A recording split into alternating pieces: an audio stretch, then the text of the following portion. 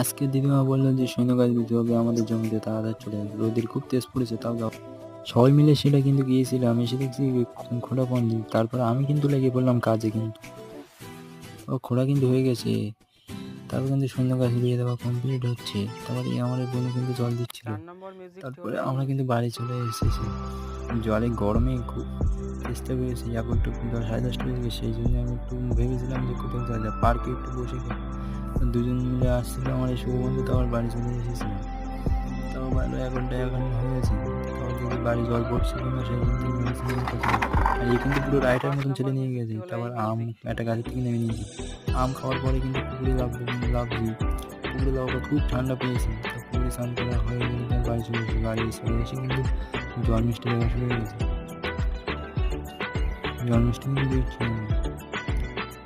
ভিডিওটা যদি ভালো লাগে চ্যানেলটা নতুন হয়ে থাকে তো চ্যানেলটা